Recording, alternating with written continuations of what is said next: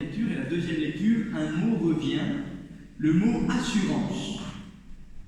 Saint Jean d'abord qui dit: si notre cœur ne nous accuse pas, nous sommes dans l'assurance devant Dieu. Et puis, juste avant, il précise que de toute manière, si notre cœur nous accuse, Dieu est plus grand que notre cœur. Et puis dans la première lecture aussi, nous constatons combien les disciples qui prêchent au nom de Jésus, Barnabé, Saul, qui a vécu cette conversion spectaculaire qui lui a fait rencontrer Jésus ressuscité, et tous ceux qui les entourent et qui vont même au-delà du peuple hébreu à la rencontre du peuple de langue grecque, eh bien ces disciples leur parlent avec assurance. Et frères et sœurs, c'est une disposition intérieure qu'il nous faut demander, et spécialement pendant le temps pascal, où vous le savez, c'est comme une grande retraite de 50 jours, non pas pour faire pénitence comme pendant le carême, mais au contraire pour jouir de la présence de Jésus vivant, réellement vivant et présent au milieu de nous. Et ce temps de Pâques, en présence de Jésus ressuscité, veut nous préparer à être ses témoins, moyennant le don de l'Esprit Saint, dont l'effusion va être renouvelée sur nous au jour de la Pentecôte. Et il nous faut demander que l'Esprit Saint produise en nous ce fruit de l'assurance, qui n'a rien à voir avec une forme d'arrogance ou de fanfaronnade, mais qui est un fruit de l'Esprit Saint, qui nous établit dans une sérénité devant Dieu et dans la paix devant les autres. Vous savez aussi que plusieurs personnes réputées dans l'histoire de l'Église, je pense par exemple à Sainte Bernadette ou à Sainte Thérèse de Lisieux, n'avaient pas eu une grande instruction, ni intellectuelle, ni culturelle, ni religieuse, et pourtant, elles ont eu des mots, elles ont eu une attitude pleine d'assurance. Parce que justement, elles se sont laissées mouvoir intérieurement par l'Esprit Saint.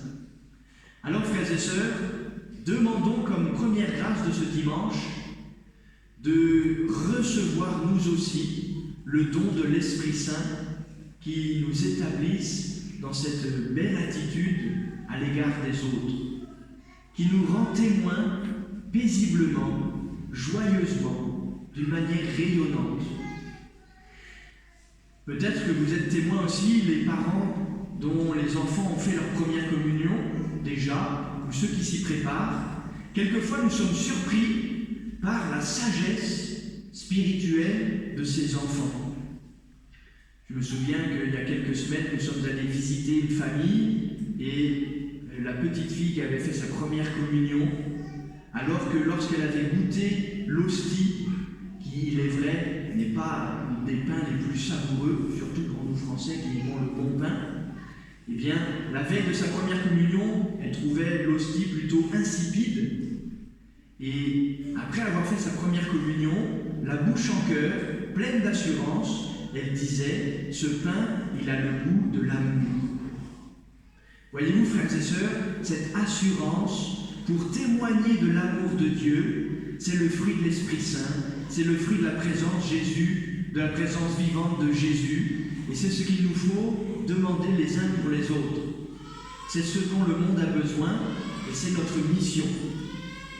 Alors prions pour que nous soyons pleins d'assurance.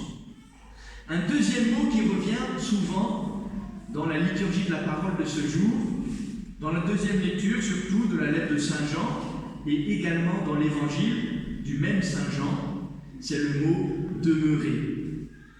Demeurez en mon amour, comme moi je demeure en vous, comme je demeure dans le Père et que le Père demeure en moi. La demeure. Souvent, la demeure, on a l'impression que c'est comme dans les tontons flingueurs, vous savez, la vieille demeure, dont le plâtre commence à se flétrir et les peintures, comme dans cette église, à devenir plutôt, moi je ne vais pas dire de gros mots parce qu'il y a des gens de la mairie dans l'église, c'est bien, il faudrait la refaire. Facebook, là, publicité pour monsieur le maire, refaites-nous la peinture de l'église. On va le dire tous ensemble. Donc l'église, une vieille demeure. Eh bien, dans la bouche de Saint Jean, la demeure, ça n'est pas cette vieille bâtisse un peu décrépite. C'est le mot que l'Évangile emploie pour signifier la communion intime de chaque âme avec Jésus. Depuis que vous avez été baptisés, vous êtes devenus membres du corps du Christ, vous êtes devenus même des enfants de Dieu, comme le Christ est le Fils du Père. Vous avez été introduits dans la vie divine de la Sainte Trinité, en tant que fils et filles bien-aimés du Père, dans l'union, dans la communion, dans l'unité de l'Esprit Saint.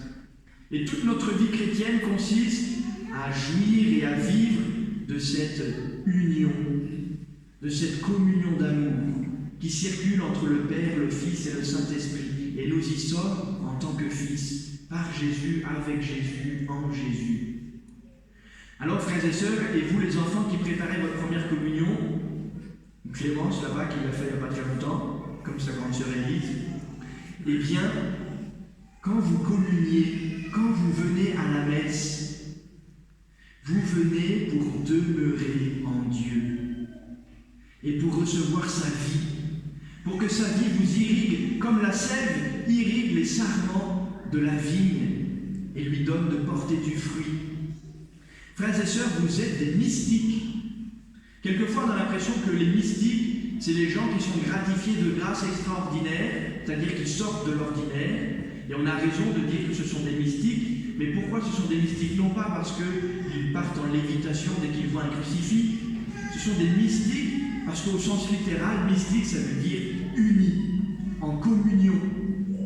Et ces personnes-là, qui ont des grâces particulières, le Seigneur le leur donne comme un charisme pour nous stimuler dans notre propre vocation, c'est-à-dire l'appel du Seigneur lui-même à lui être uni.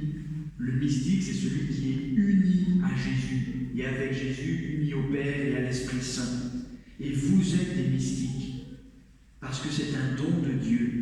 Demeurez en moi.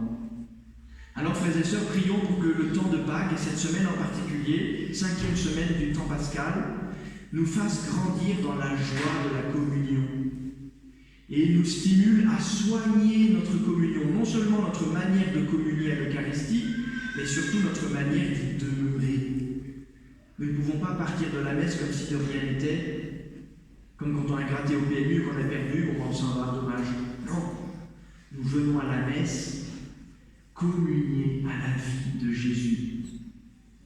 Et Jésus, comme il est venu faire la volonté du Père, nous appelle en communion avec lui à faire nous aussi la volonté du Père.